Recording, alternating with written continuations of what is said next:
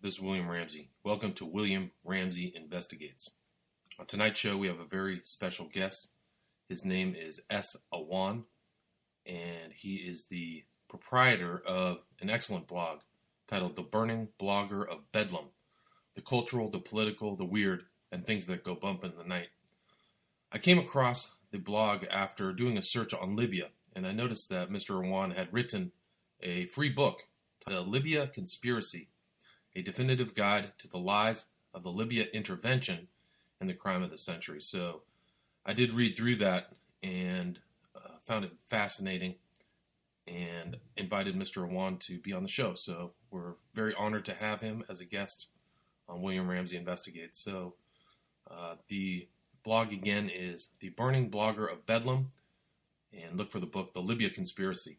I do think it's an important book because he details many of the aspects of the destruction of Libya and how external forces work together using a wide variety of different tools to subvert the government of Muammar Gaddafi and destroy the country. And it's still pretty much destroyed to this day. So please enjoy the show. So tonight on the show, Mr. Awan is going to talk about his book, and we're going to talk about current events as well. So we're just going to kind of first get into the basics of what happened in Libya in 2011. And I really thought his book was very thorough. So I'm really glad to have you on the show, Mr. Awan. I'm glad to be here. Thank you.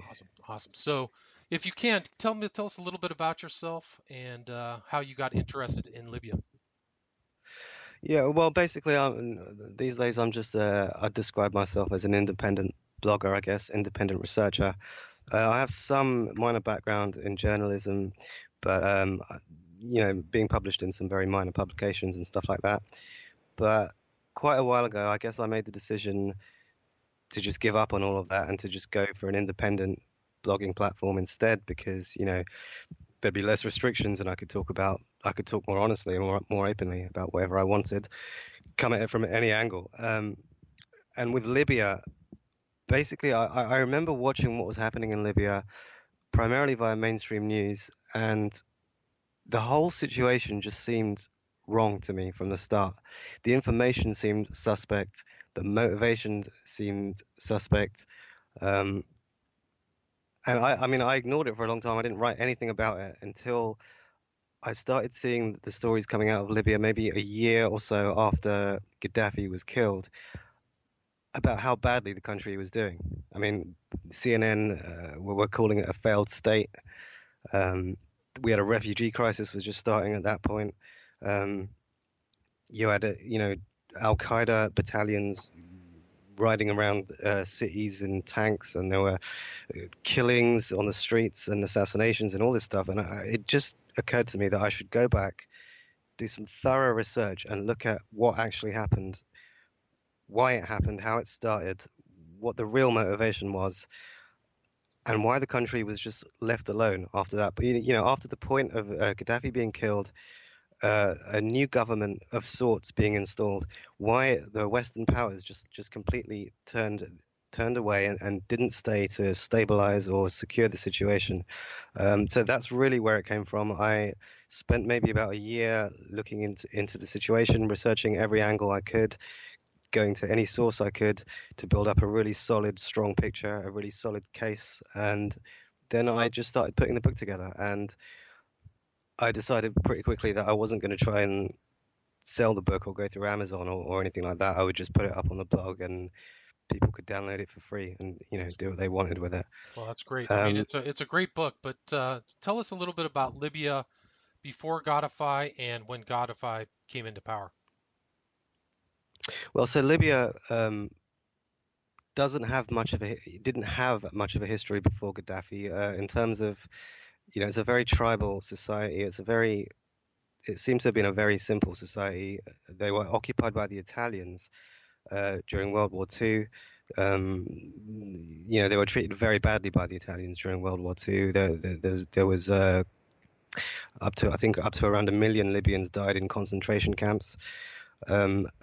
And so the Libyan, I guess the Libyan psyche has this kind of natural defensiveness against against foreign powers, and which began, I guess, with the Italians, but then it went on to the French and the Americans and the British after World War II, because they essentially wanted Libya as a colony, or as a client state, if you will. So they installed this King Idris was basically seen as a British Western vassal in Libya, who was allowing basically Western powers to have military bases in the country and to siphon off natural resources and all the usual kind of stuff.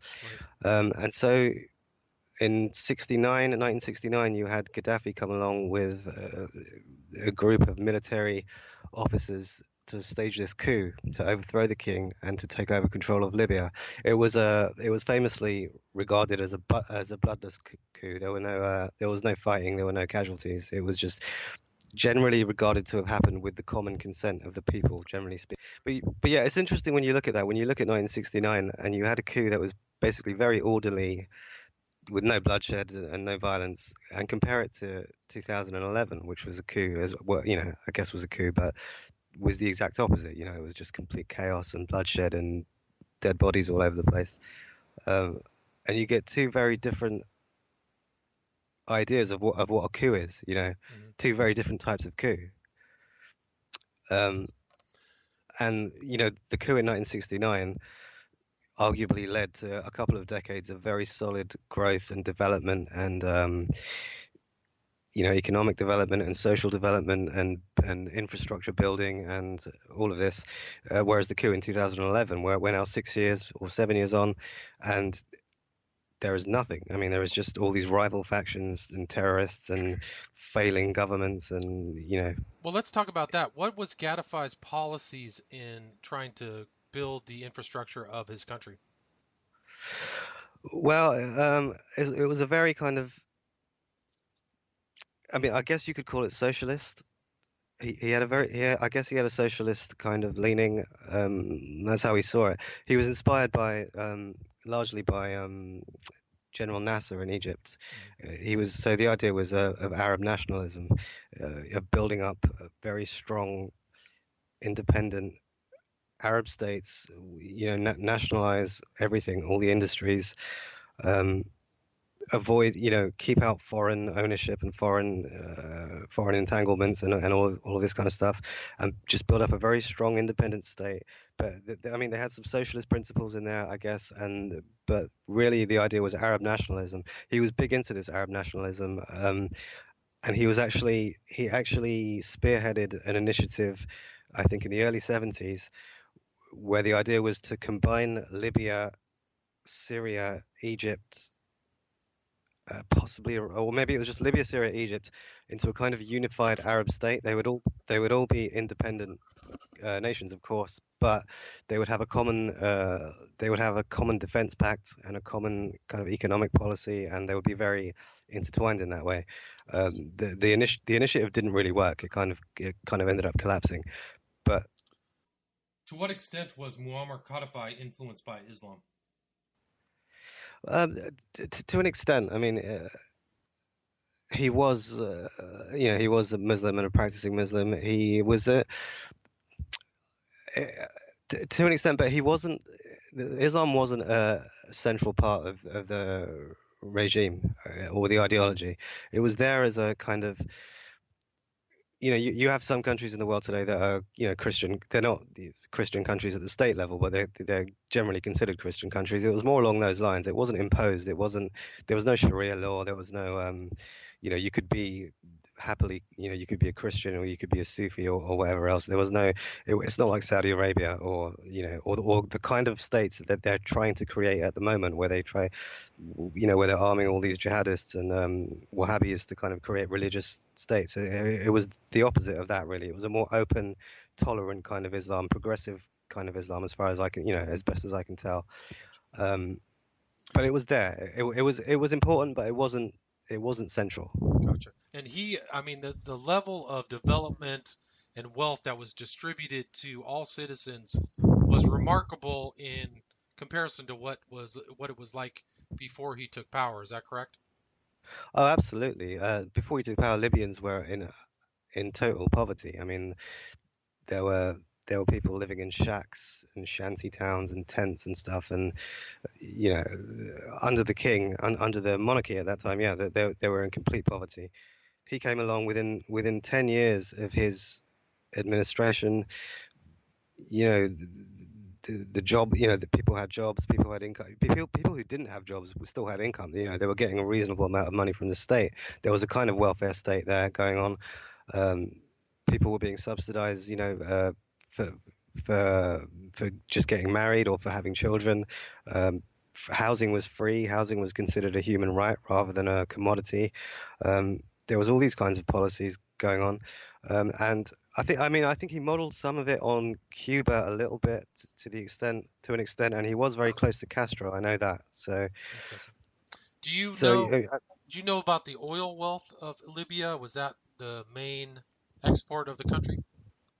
yeah, I mean, a very oil-rich country, and interestingly, kind of coming towards 2011,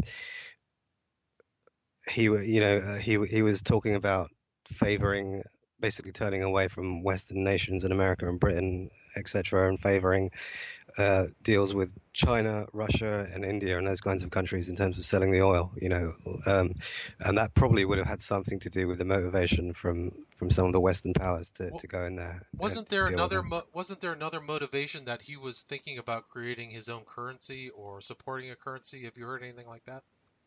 Yeah, he was. I mean, he was interested in creating an African currency backed by gold, basically. And he was also, I mean, this was also kind of part of. He had this agenda of trying to establish an African bank, an African central bank, to basically separate Africa from the African nations from the IMF and the World Bank, and to kind of have their own system going on, their own financial system, and so I mean I think he was some distance into already establishing that. They had already set up.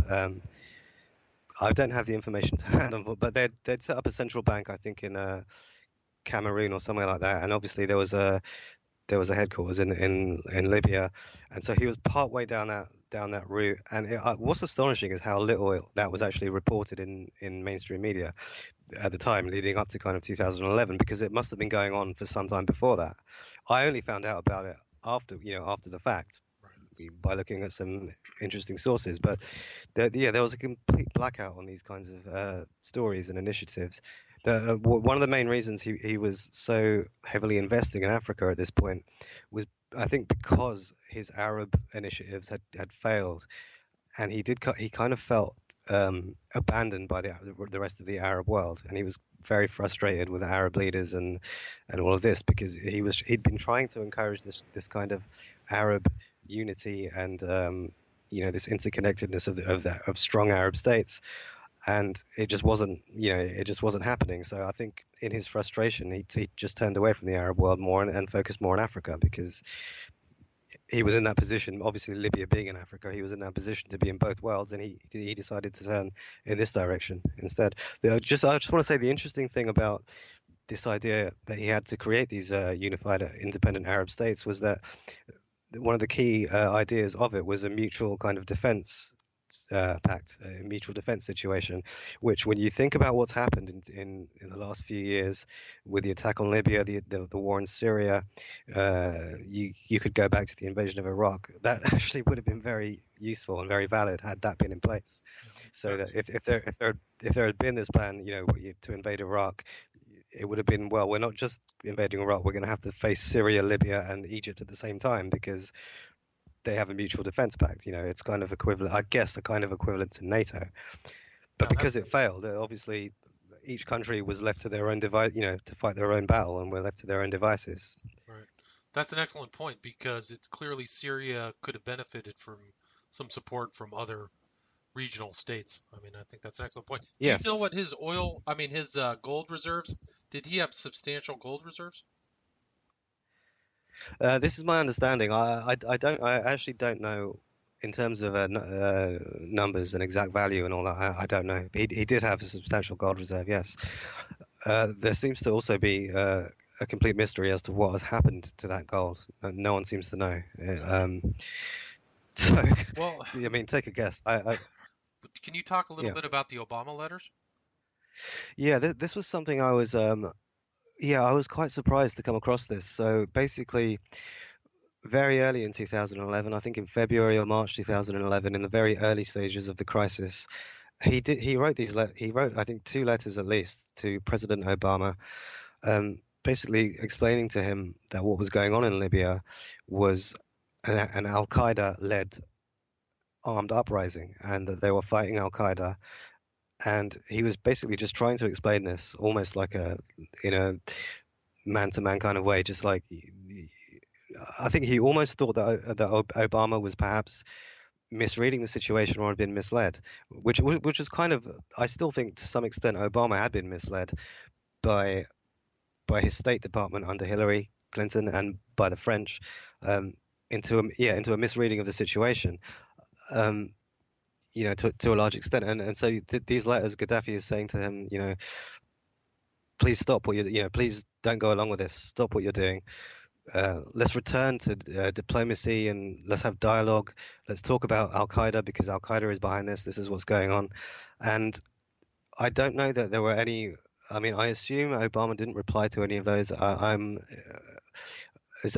actually surprised that those letters actually made it into mainstream media because that was my source. I think one of them I got from a French newspaper and the other possibly from an American newspaper that I can't remember. I can't remember which one. But It kind yeah, of, it's very. it reminds me of Saddam Hussein kind of begging the Americans, like, we'll do what you want, whatever, how can we stop this? And the Americans really didn't listen. So I kind of saw that parallel. But yeah, I wouldn't be surprised at all if Obama was misled by Hillary Clinton and her State Department. But what was the actual beginning start of his overthrow? How did that begin? I mean, we could look at that a number of ways. We could talk about just 2011, or we could talk about a broader context going, because I mean, the reality is that they were wanting to overthrow him for a very long time. I mean, you're going back 20, 30 years, to even before Lockerbie and any of that, or when Reagan bombed Tripoli Right. back in the 80s and all of that, and some, Lockerbie being a false flag potentially, and there was the Berlin disco bombing, which was also pretty much revealed to have been a false flag operation too. All these things blamed on Libya to provide kind of justification for sanctions and for basically just vilification and outright demonization. Right. When it came to 2011, see, I mean, the thing when it came to by 2011, by that point, for at least 6 or 7 years, there had been a very much a cooling off and almost like or what seemed to have been a reconciliation. Um, Gaddafi was cooperating with the US in terms of intelligence and even rendition, I believe, in terms of fighting Al Qaeda and fighting Islamist jihadists and all of this kind of stuff. And Libya was beginning to open up a bit more, and some foreign businesses were returning. So I was very surprised in 2011 that our governments took the line that they did, because we were essentially, I mean, okay, I wouldn't say we were allies, but we were certainly on better terms at that point. Um, and so, my original thought was that, okay, there's this Arab Spring going on, there's this uprising going on. They're saying Gaddafi is attacking civilians and all this kind of stuff. So maybe they're misreading the situation and they've gone in on that basis. But then the more you look into it, you just come to the conclusion that no, they weren't misreading anything. This was all kind of planned out, because you get into stuff like I mean, you've read the book, haven't you? Yes. Yeah. So so the stuff about the social media accounts. Do you remember this? And how you had arms of the U.S. military basically setting up these scores of fake social media accounts on Twitter and what have you, and and the software being in place to create this impression of all these accounts being from inside Libya or inside Syria, and seeming very legitimate, Right. on the surface. But that was the Arab Spring started in early 2011, right? So Tunisia was supposedly overthrown. a popular uprising. So that was the state that Libya was in prior to the overthrow in late 2011, right? Yes. Yeah. So, so tell me how this whole overthrow of Codify progressed. Well, I mean, it's interesting because I mean, the start point, I guess you would say, would be the protests or the so-called protests that were going on against Gaddafi.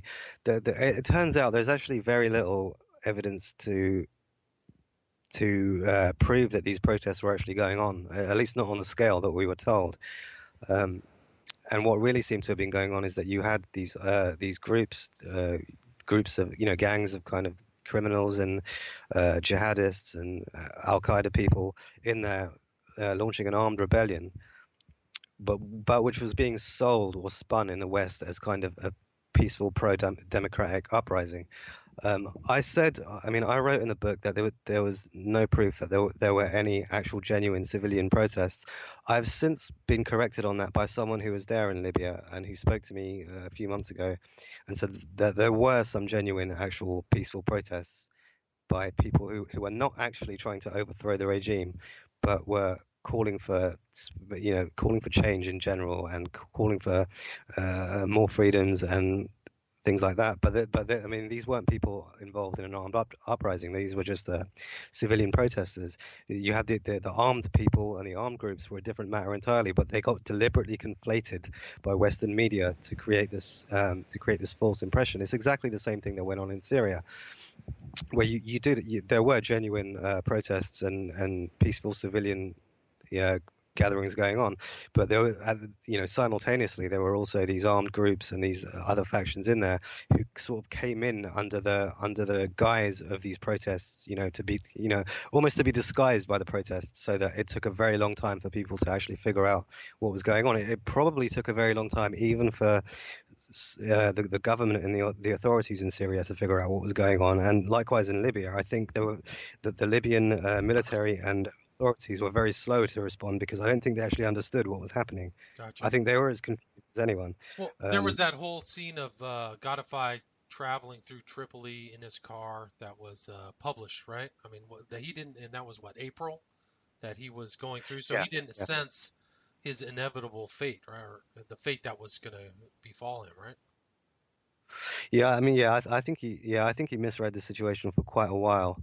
And that goes back as well to writing the letters to Obama. I think he misread the situation because it was a very, this is what drew me to the Libya subject in general, is that it was so insidious what was done compared to like the invasion of Iraq. The invasion of Iraq, there were lies, but they were kind of very basic lies of he has these weapons and this, that, and the other, and the myth that Saddam was kind of involved with Al Qaeda and 9/11 and all of this. Whereas in Libya, it would just to go to the extent of creating these vast fake social media accounts, have all of that set up, and then filming like fake. See, I mean, so one of the other things is since emerged, from what I've been told from a few sources, is that they had somewhere set up in Qatar, okay, where they filmed stuff, and they basically had like a fake recreation of Tripoli in Qatar, so that they could film things and make it look like Tripoli in Libya, but it was really being filmed in Qatar, and they would have these fake scenes going on, and they would stage these kind of scenes that were supposed to depict kind of the Libyan government forces attacking civilian areas and all this kind of stuff. I mean, the extent that they went to create these deceptions, on all these levels, is just so extraordinary. It's so insidious compared to Iraq, which I think was much simpler. And maybe they felt they needed to do that because Iraq had already been exposed. They couldn't go down a similar route. They had to come up with a completely different way of operating, much more complicated and much more insidious. I mean, the social media aspect was shocking to me when I discovered it, because it had been suggested to me that these social media accounts were fake. So I started looking into it, but I wasn't looking at alternative media or conspiracy theory stuff. I was literally just looking I was looking at tech magazines and computer magazines and websites and those kinds of things, stuff that isn't political or anything like that, but it's just all the geeky stuff. Right. And that's where I came across this stuff. It was in a tech magazines and computer magazines and websites, They were talking about this program that the American military had created, and then I'm looking at the dates of these articles, and it's February 2011. You know, literally at the same time as the Libya thing was starting up, or just slightly before that, and you start putting the dots together, and you end up with a with a very disturbing picture of what actually happened. Yeah, it was like a multifaceted approach to removing Godify from all different levels: social media, mass media, different elements, fake rebels, Yes. just an incredible different, like the whole black box of different tools were used in that overthrow. Would you agree with that? Yes, but yeah, absolutely, absolutely. But also, these all of these tools must have been set up long in advance, because you couldn't just come up with all of that as a response to what happened in February 2011. You'd need a lot longer than that. So this stuff was all there, kind of ready to go. I Gotcha. mean, I'm still not sure. I'm still not sure if the Arab Spring was artificially created or if it was a genuine thing, because it may have been a genuine thing, certainly in Tunisia where it started, and in Egypt. But then when you get to the point where all of these parts of the conspiracy were already in place and ready to go, you then have to wonder, well, did they know this was going to happen? Did they help it along? Did Was it a they? program, right? Wasn't there a program that was scripted that like 6 or 7 of the Arab countries would be overthrown? It was Syria, Iraq, all those, Libya, Egypt. Yeah, this is going back to immediately after 9/11, and there was the retired General Wesley Clark, I think, who who had been in the Pentagon at that time and who was privy to Rumsfeld having this basically this hit list of countries that 9/11 would allow them to kind of go after. And you know, obviously Iraq was on there, and you're right, yeah, Libya and Syria, Iran, I think, and I can't remember what the others were. There was about 7 countries. Okay, that's the end of the first half of the show. We are here with the burning blogger of Bedlam, Mr. S. Awan, and talking about his book, The Libya Conspiracy, a definitive guide to the lies of the Libya intervention and the crime of the century, which can be found for free at the burning blogger of Bedlam. Okay, so we're back with S. Awan talking about his book, The Libya Conspiracy, and we've just kind of been talking about how Libya was overthrown and how it might have been part of a larger agenda, and that Muammar Gaddafi really didn't see his fate. Right. Well, the impression I come to from all the research, it really, I think it comes back significantly to the CIA, and then from there it also involves the French and the British, um, you know, possibly the Saudis. There's always been this implication that the Saudis and the Qataris were involved, which I'm inclined to believe was the case. They had a very negative relationship with Muammar Gaddafi. The Saudis did anyway. Yeah, but the CIA, I mean, this plan to get rid of Gaddafi was there for a very long time. I mean, going back to the at the very least early 1980s under Reagan. So it was always there in the background. And my reading of what happened was that in 2011, as soon as these protests started up, and they were very small protests, they weren't very big. They saw their chance and they said, "All right, let's go for it. This is our moment." Even though at that point in time, um, at the official level, America had a very good relationship with Gaddafi. At that point, they nevertheless decided this is the time. Let's go. So when it comes to stuff like this, I'm inclined to focus less on public figures and politicians like Obama and Hillary. Although you know, I'm not saying that they're blameless, because they absolutely, you know, Hillary especially takes a lot of blame for this. But these agendas pre-exist kind of whoever happens to be in office at any given time. So, you know, if you have the deep state or the CIA or any of these agencies who have an agenda, that agenda lasts for a very long, you know, it doesn't matter who's in office, that whoever's in office, and I probably include Trump on this now as well, whoever's in office will end up going along with that agenda because it's bigger than them. It predates them. And so you have something like Libya where they've been planning since the 80s to get rid of Gaddafi. How many administrations have come and gone in that time? Maybe 2 or 3, and yeah, 3 or 4. There you go. And then you get to Obama, and you know, I imagine the conversation is something like, okay, This sure. is an opportune moment. We've got the French on board. We've got the Yeah, Saudis on board. The Yeah. Qataris are going to support. We've got some special forces available. Let's do it, right? Something like that happens. And he Yeah, had to have absolutely. signed off on it, Obama and Hillary. Yeah, but I mean, from reading from what I've seen, it seems to me that Obama was less involved than Hillary, and I imagine that Hillary kind of just took charge of that. Being in charge of the State Department, just took charge of that, and Obama was like, well, okay, this is what we're doing. Um, just to go back on something you said earlier, you said about Gaddafi having not seen this coming and all of that. The interesting thing is, Gaddafi did see it coming for a very long time. He had been extremely paranoid about being overthrown from the outside. He was paranoid about the Saudis. He was paranoid about the Americans. There had been previous assassination attempts. All of this stuff had gone on. So a lot of this that gets said about Libya being a very oppressive state and a harsh regime and all that, a lot of this was to do with that paranoia about being overthrown from the outside. He almost felt like that they had to be on their guard constantly because of the threat.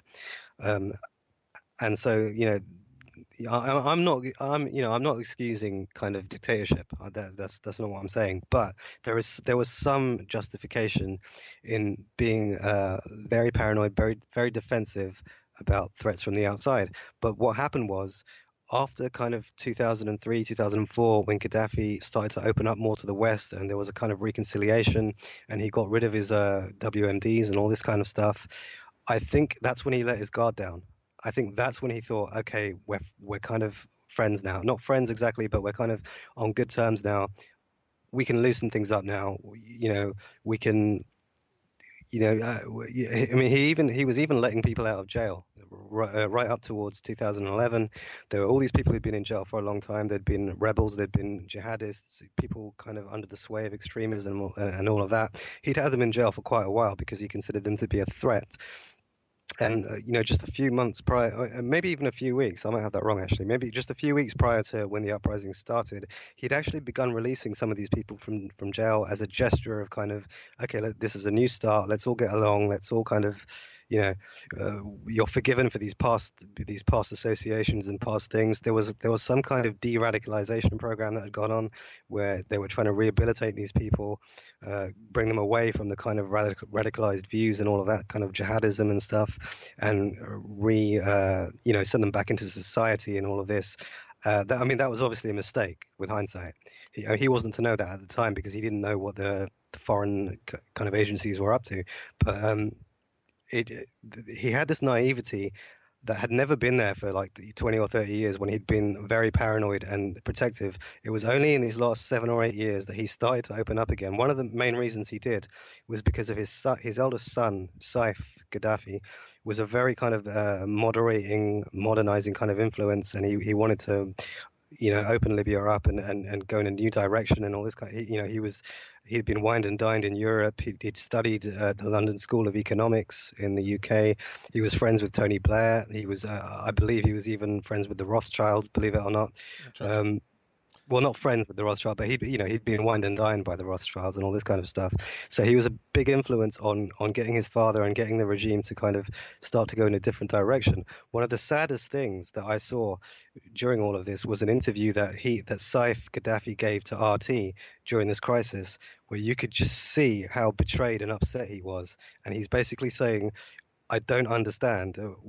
I thought the Americans and the Europeans were our friends now, and we were all getting along. Why is this happening? What's going on? He then, of course, goes on to the issue of we're never going to trust them again. We're never going to, that's it. We're done. He didn't make it, did he?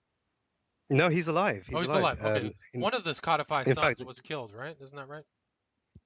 One of Gaddafi's sons was killed, but the eldest, the one that I'm talking about, Saif, is still alive. In fact, he had been in jail since 2011. He'd been held by one of the militias.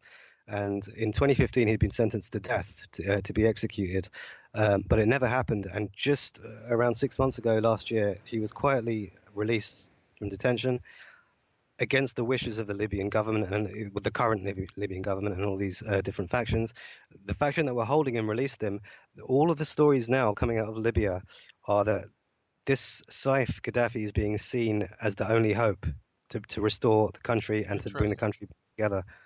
I mean, this is a fascinating kind of turn of events where I mean, these aren't official statements because I think they're very, very cagey at this point in time about revealing his activities or where he is and all this kind of stuff, because there are still American and French forces in Libya, although that's not being covered very much, but they are still there. So there's fears about that. But it's extremely interesting because in the context as well of what's gone on in Aleppo in Syria, with Assad basically seemingly surviving this whole thing now and probably remaining in power, it would be very interesting if in Libya it ends up being a son of Gaddafi that is the one who is seen as the hope to reunify the country potentially and get things back on track. You talk about the Russian satellite data. This was so among the various deceptions that were kind of played out in 2011 by Western governments and international media was this idea that Gaddafi's air force had been bombing residential areas in Tripoli and killing civilians that way. And this was repeated all over the world. I think it started on possibly Al Jazeera or one of the Arab channels. Then it got picked up by all the American and British and European media. And there was actually no proof of it because, and more than there being no proof of it, the Russians claim to have satellite data that was watching the entire area during that whole time, and they released satellite data that claimed to have shown that there was no Libyan air force in the air at that time. There was no bombing going on. None of it had actually happened. Now, unfortunately, the only source I have for this is RT, because no other media covered this or acknowledged it or anything else. So, I'm citing RT as the source because they're the only source. There's no way to verify that. But on the other side of the equation, the Western media didn't actually provide anything to verify their claim either. So, interesting. It's a question of who you want to believe. But the Russians claim to have satellite data all along. Twitter accounts. Talk about the YouTube strategy. Yeah, I mean the YouTube thing kind of plays into the same social media Twitter operation. So basically, you had this whole swathe of YouTube videos that came up during the crisis, showing things that were happening in Libya, showing alleged crimes of the regime, civilians being attacked and mosques being blown up and all this kind of stuff. And most of it was extremely unconvincing when you really look at it. But I then sort of discovered it through, I think, another blogger whose name, unfortunately, I can't remember. But then I spoke to some people in Libya who, via email, who seemed to confirm this, which is that there was no YouTube in Libya at this point in time. Wow. The YouTube was blocked in Libya. So immediately, you have to ask the question of. Well, it's just it's sophisticated propaganda campaigns by the people behind the war, just like they did in Iraq or where I think there was a recent statistic that came out that said $500 million were spent on phony propaganda for the Iraq war, like a huge amount of money. So all these fake videos and stuff like that. It's probably the same thing in Libya. Yeah, well, I mean, this also goes back to what I was saying about Qatar and kind of setting up fake locations made to resemble the locations in Libya. So I assume that a lot of these videos were shot in Qatar on fake sets and what have you. And this is also the same thing, a couple of weeks ago around Christmas when all of this was happening in Aleppo. And I'm watching all these news reports on the BBC and on CNN and all this stuff. And on the BBC, I was watching that they were talking to people in Aleppo who they identified as activists and the white helmets and all. Do you know about the white helmets and all this stuff? So they're talking to these people on the ground and they're filming via Skype, and so they're filming live. And there's all these, they're making all these claims about we're under attack right now. They're coming, the army's coming, the Russians are coming. This is our last message. You in the West have abandoned us, and we're all about to be killed and all this stuff. And you're watching that thinking, well, hang on a minute. You're telling us that Aleppo is under siege. You've been bombed to hell for months, and you're being bombed right now by the Russian Air Force. There's the Syrian army on the ground attacking you, blowing up buildings, all of this stuff, okay? You apparently have been cut off from food and supply and electricity and all of this stuff. How do you have internet? How are you sending a perfect Skype call with, in perfect quality, live at the scene with no electricity? How is that happening? What's going on? And you've got BBC reporters sitting there. I don't know if that question even occurs to them or if they're knowingly in on this or what. I don't know what's happening. But how do you not ask that question? I guess the kid who was supposedly taken out of the rubble. I don't remember. Did you see that story?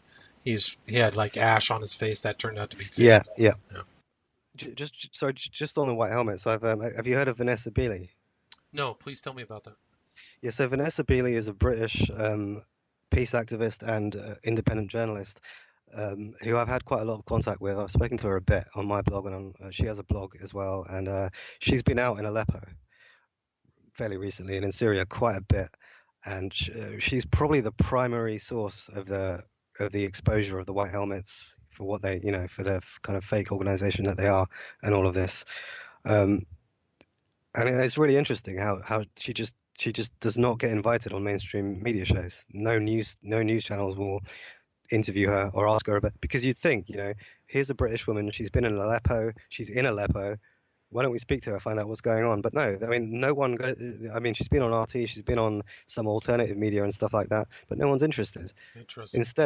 Instead they're speaking to these people who we don't even actually know who they are, and all these dodgy things going on.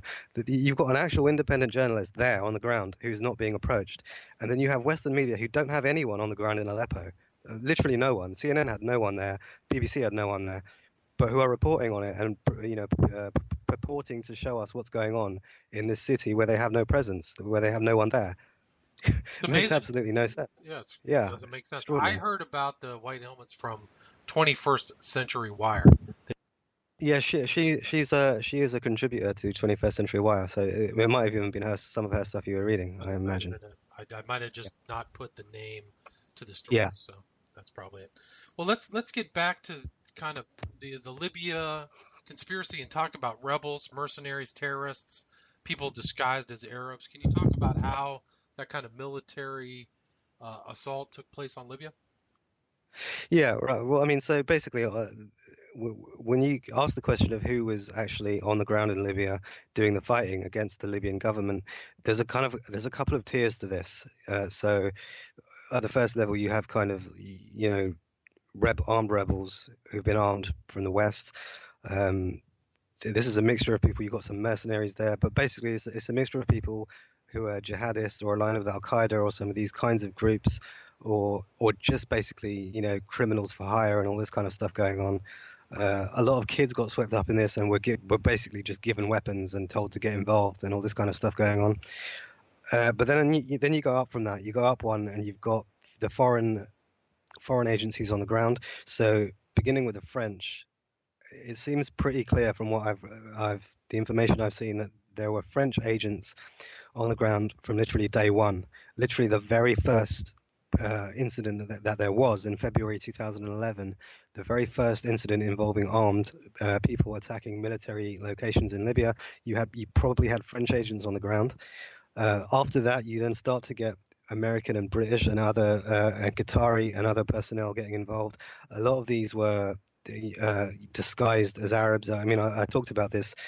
The interesting thing is when you research a lot of this stuff, you don't even have to go to alternative media or so-called conspiracy sites or any of that kind of stuff. You can just go to mainstream media because they leave clues scattered all over the place, whether deliberately or otherwise. So I mean, a lot of this stuff I was getting actually from the Guardian and from Washington Post, mainstream media, revealing that the SAS were in Libya on the ground.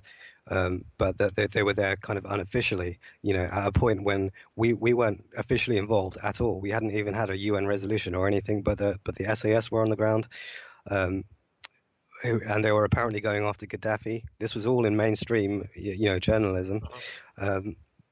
They were there working with the Qataris, so you had lots of Qatari agents on the ground who, because they are Arab and have that natural kind of complexion, they were able to kind of blend in and with the locals and kind of sell themselves as Libyans and all of this kind of stuff. There was some talk of British operatives, basically. I mean, British operatives basically using Qatari operatives to impersonate Libyans, and all of this was going on. There were mercenaries from all over the world there. There were people who'd come from the US. There were CIA agents on the ground. There were jihadists from Afghanistan, which is quite far away from Libya, on the ground in Libya, who'd been shipped there by the CIA. something somewhere in the area of around 1,500 or something like that of them. There were jihadists who had been involved in Iraq in fighting against US forces in Iraq, who were now shipped into Libya to fight against the Libyan state. So there's this whole mishmash of just Whole group of just the worst of the worst. irregular forces, special forces from all Yeah, different yeah. governments. What do you think the total amount of irregular troops on the ground was? Well, in terms of from Western states, probably not that many, because it wouldn't take that many, because you don't need to be there. You have all these proxy armies there already. You have all these rebel groups and what have you. So probably not that many, but there would have been instructors and there would have probably been handfuls of people scattered around Libya, kind of overseeing things and um, setting up because a lot of these people doing the fighting on the ground, the local people didn't really even have any experience of using weapons and all this stuff. A lot of these were just amateurs who went along with the riot for whatever reason. I mean, whether they were bribes or whether there's a lot of evidence to suggest that there were drugs involved as well. So what is so Captagon on that subject? What's Captagon? yeah, so I didn't know a lot about Captagon until I started looking into it, and it's an amphetamine. It's a drug that has been quite popular in some of the Arab countries, and so the information suggests that a lot of these pills have been discovered um, in Syria, among rebels in Syria doing the fighting, Yeah, I've heard that. and yeah, and so this kind of got me because you go back to 2011. I remember there was a speech that Gaddafi made about claiming that these rebels were on drugs and I never took that seriously at the time because it just sounded like a weird kind of thing to suggest. And I know most of the media mocked it. But then you start looking at the situation in Syria, which is very closely married to the situation in Libya. They're basically one situation, is how I've always seen it. Sure. And all of these drugs were being discovered among Syrian rebels and jihadists and all of this. A lot of them were discovered in kind of altered states of consciousness. Some of these really extraordinary acts of barbarity that were going on. So you had you must have heard about the guy who ripped the heart out of a Syrian soldier and ate Yeah. it, or, Yep. things like that. Do you think he was You start to on think, Captagon? Yeah. yeah, you start to think, would anyone in an ordinary state of consciousness even go anywhere near doing something like that? I mean, I don't care how angry you are or how much you hate the government. Or really, you're going to rip someone's internal organs out and eat it on camera, knowing that you're being filmed? I mean, It's not unheard of. I mean, Hitler gave his troops methamphetamines. A lot of guys on flight missions, long-term aerial missions, are on amphetamines. So they call them pep pills, which is a nice term for it. yeah, But yeah, it's not unheard of. yeah.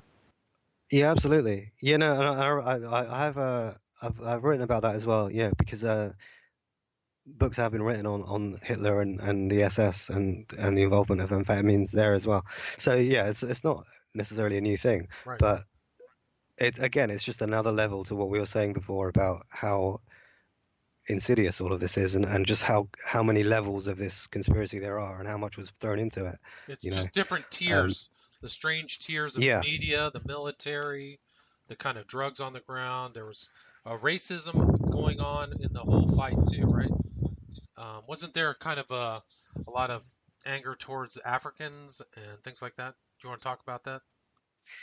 Yeah, there was yeah, so what you had in Libya, there had been a lot of migration, a lot of, I guess, migrant workers from other African countries, from kind of sub-Saharan Africa. These are all people from very, very poor countries. So, a lot of them would come up to Libya because Libya was doing so well. Libya was so prosperous for an African nation. Um, and Gaddafi, I think, kind of encouraged a lot of this because he wanted they wanted the workers for construction projects and for all of this stuff.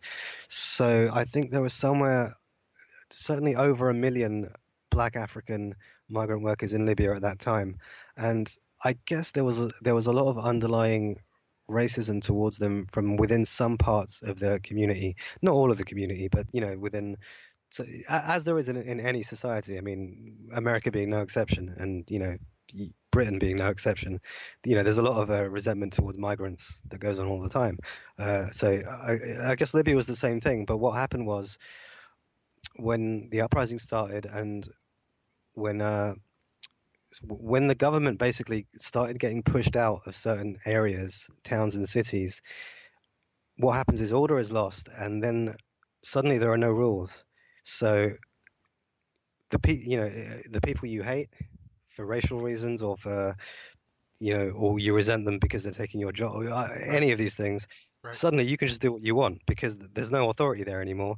It's anarchy. So you want to start lynching these people, uh, accusing them of this, that, and the other, and this is pretty much what started to happen very quickly. You had a lot of these black African migrants were accused of being regime supporters and being in league with the regime, and they would be just strung up in the street, hung from bridges, uh, summarily executed, and all of this stuff was going on.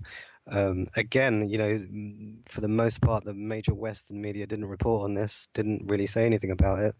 The accusation then came from Western media that there were a lot of these African mercenaries. There were these black Africans in Libya were working for Gaddafi and were mercenaries. There was very little proof of this, and if you really look into it, even this many years after the fact, there remains very little proof that was actually going on. The mercenaries were actually on the other side, were the people being brought in by the CIA and by from Afghanistan and from elsewhere, the jihadists. Those were the mercenaries. On the Gaddafi side, there really is very little evidence to suggest that there were any of these African mercenaries at all, but it became a very useful excuse to justify why these killings were going on of black Africans, because they were working for Right. they were working for the regime But apparently. there was a substantial body count, wasn't there? There were huge pits dug to bury the bodies. Isn't that correct? Yeah, I mean, this has all been. I mean, some of this stuff I can't really say for certain whether it's true or not because I don't know. But there were certainly very strong accusations. Yeah, absolutely. Um, even from groups like Amnesty International and Human Rights Watch, who a lot of people consider to be pro Western agenda entities, but they're a lot of the time they're not. A lot of the time they do just report what's going on. Um, yeah, even from them. And the interesting thing is, you could really argue that Western media was kind of complicit in those killings, in as much as they propagandized against these Africans by calling them mercenaries, or by placing that suggestion out there, so that you could almost like insulate those crimes and those murders because, well, maybe they're just killing the mercenaries. But once you establish that there were no mercenaries on that side, that these are just migrant workers, then you have to ask, well, what was the media doing? Why did the media put this claim out there and then step away from it and say, oh well, we may have been mistaken, but all these people have just been killed. There's another. I mean, interestingly, I suppose there's another area. There's another dimension to all of this, which is that if you look at the migrant crisis that we have now and the refugee crisis in Europe, you know, probably 50% or more of it, which is coming via Libya, via the Mediterranean. Libya used to be for like a huge amount of these people, Libya used to actually be the end destination, the end point. So they would be migrating up from some poorer sub-Saharan African countries to Libya to get work in Libya, and to be construction workers or whatever whatever they were doing, and that was it. They weren't coming. They were. I mean, some would try and get to Europe, but certainly not in huge numbers, because Libya was the end point. So you're not go. You get to Libya, that's it. You're not then crossing the sea to Europe or to Italy or wherever. Now, of course, that's all different. Now they can't stay in Libya because there's nothing in Libya. So now it's extended to the European coast and then into Europe. That's our fault. We did that. I mean, we basically did that. This is kind of why some of the kind of extreme right-wing kind of nationalism that we get at the moment with this demonization of refugees and stuff annoys me so much, because this this isn't happening in a vacuum. This is going back to our own Right. our own governments did this. I mean, Well, we're coming to the end, so let's talk about Gaddafi's last stand in the city of Sirte and how he was murdered.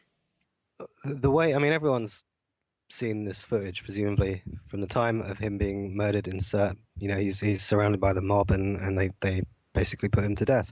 And that was always presented as, they happened to capture him. They found out where he was, and they executed him. The reality, of course, is that once you accept, or once you discover that there were Western agencies on the ground, including the SAS and including American agencies and French and all of this, who are most likely embedded with the rebels, that whole story changes, because this becomes more of an assassination than more of a Western-backed assassination than just something that was happening on the ground among all these crazed people.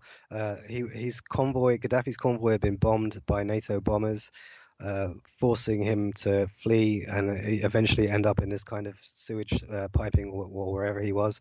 And then more than likely what happened was these rebels were tipped off to exactly where he was from Western sources, saying, here he is, go get him, do what you want. The subsequent claims have come out that the French intelligence might have been in the crowd and actually been the ones to fire the shot that killed him. I don't know if that's true, but there are very strong claims being made. There are subsequent claims being made about Hillary Clinton's involvement, about whether she gave the go-ahead for the execution. The claim is that she was in Libya at that time, I believe in Benghazi, meeting with representatives and leaders of what was being called the National Transitional Council. You have that picture in your book of her in Benghazi. Is that right around 2011? So she's meeting with the de facto kind of new leaders of Libya, and there is a claim from a couple of sources, and I can't verify, I don't know if this is true or not, but there is a claim that they had already come to a deal with Gaddafi at this point about him leaving the country, and that when he was traveling in his convoy, he was actually leaving. I mean, that was part of the whole plan, right. But that she gave the order for the NATO bombers to attack the convoy and for the rebels to. Well, I mean, one of the most disturbing things about all of that is that he appeared to have been traveling under a white flag convoy. I mean, they had white flags literally attached to their vehicles, which suggests that he was leaving. I mean, that's what I'd heard as well. So I definitely and just and just the idea of attacking a white flag convoy, just on its own, is just extraordinary, really. I mean, yeah, it's incredible. It's really very ruthless, very ruthless. So what's happened in Libya since the death of Gaddafi in 2011? How has the country reacted to his demise and the regime's demise? Well, Libya now basically is a failed state. It's pretty much in complete chaos. So the National Transitional Council, which was the authority that was put in place to replace Gaddafi, lasted for maybe about a year, maybe a year and a half. That's long gone. So then in 2014, I believe, Libya erupted into a second civil war, where different factions who had, previously overthrown Gaddafi were now fighting each other for control of the country. Who won? Well, it's kind of unresolved. It's difficult. Some people, some regard it as still going on. Others say it's just kind of difficult to even describe what the situation is, because there are so many different factions now in different parts of the country. There are three governments. I say governments in inverted commas. I mean, there are three entities that claim to be the government in Libya in different parts of the country. None of them are really able to govern effectively. There's a UN-backed government, which has been rejected by pretty much everyone in Libya at this point, and is therefore completely ineffective. And there's no solution in sight. I mean, because different parts of the country are under control of different factions, including extremist factions, and you have ISIS there. ISIS took over Sirte completely. Then the Americans, I think, have gone in recently in recent months to drive ISIS out, which supposedly has been happening, but that still doesn't solve the situation. I mean, it's just complete chaos. I think maybe that is the resolution that the Western powers want, is to totally balkanize some of these states and put them into tiny little principalities that fight among each other. So unfortunately, I think that was part of that 7-nation agenda, was to destroy the bigger nation states and make them fight amongst each other, devolve their power. Yeah, I think you're almost certainly correct. And I suppose it's scary to consider, really, that's not really over yet, because the 7 nations on that list haven't all been dealt with yet in that way. So well said. I think probably Iran is the next big issue. Yeah, I would imagine. I think you're right. So in kind of bringing this full circle, bringing it to an end, do you want to talk about how the events in Libya can be projected to the modern age, to Syria, or what you predict for the future of that region? Well, in terms of predicting the future of that region, I won't even attempt it because, I mean, it's who can know? There's just so much going on. It's complete chaos. Right. There's no way of predicting what's going to happen. In terms of Syria, I mean, the Libya and Syria things were basically the same event, in my view. The same event using the same tactics, involving the same players, the same international orchestrators, and the pretty much identical situations on the ground. It's just that the Syria thing got played out for a lot longer, partly because Syria is a much bigger country, and partly because the Russians were involved in Syria. So, you know, Assad kind of had support from the outside, from Russia and Iran, whereas Gaddafi was kind of on his own and didn't really have anyone backing him. With Syria, um, I mean, the war in Syria isn't over. I expect it to be over within maybe, I mean, maybe within a year. Like, I really don't see it going on for longer than a year in terms of having any lingering question about who is going to be the government in Syria or anything like that. I think it will be Assad and he will stay. And that's probably for the best. In Libya, the situation is much more difficult to talk about because you have, like as I was saying, there is still the ghost of Gaddafi in Libya. His children are still supposedly, according to a lot of sources, which again is difficult to verify, but are still trying to organize a resistance against all of these foreign-backed terrorist entities and what have you. And so it'll be interesting to see where that goes, whether they will try to do this very covertly, or whether they will come out into the open and kind of declare themselves. There was a statement put out maybe 2 weeks ago, very early in the year, but which was basically called I forgot what it was. I think it was called the Founding Declaration for the Liberation of Libya or something like that. And it's on my blog if anyone wants to see it. And it was basically this. Can you restate your blog again?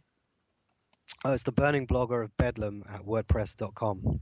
It's an excellent blog, so go check out all of his posts. And anything else that we missed that you would like to talk about? No, I mean, a lot of it is basically in the book, and the book is a free download. So if you go along to the blog and look for that, most of it is there. Yeah, just I think in terms of what have you been writing about recently? well, I mean, I write about lots of different stuff. So I've been doing a lot on Trump recently in the election. Bits and pieces on Brexit and all of that. I'm quite interested to ask you, because of where you are, what you make of this election that's just happened in America and the situation right now. I thought Hillary was going to win. I was 95% sure she was going to take it, so I was surprised when Trump won. So I think that he's put around him some very intense military people, and he's already starting to take action. I think that the decision to come out of the TPP was good. That was an excellent decision for the country, so I like that. Yeah. But you got to see what somebody does. I really don't know if he will enact or do what he said he would do when he was campaigning. But I think that, looking example of Hillary in Libya, if she became president, I think that it would be bad for the U.S. I think that she's a warmonger, and she said some very inflammatory things about Iran and Russia that, to me, are dangerous. So, in a certain sense, I like the people around Trump with See, this is where, I mean, I think he was a better choice than Hillary, but I agree. I have serious reservations though about Trump and some of the people around him. Maybe not so much Trump himself, but some of the people around him. And there are. I mean, I've posted about this on the blog if anyone wants to check it out. But there are a number of neocons that have seem to have been brought into the fold around Trump, which I find a bit. Which ones? A bit troubling. Well, see, I have a list of them on the blog. And I can't remember exactly which ones. There was James Woolsey, and see, I wasn't aware that he was back. The central figures for me are, what is it, Kelly, Mattis. Those guys are all military guys. I like Pompeo as the head of the CIA. I think it was very wise of Trump and Pence to go to the CIA and talk to them the first day. I think that was an intelligent move by either them or their advisors, because they have a lot of skills in doing different things. So for me, that Yeah. was wise. But yeah, I have to say I like some of the things Trump has done with reservations. So we'll see what happens in the future. I don't know. Yeah.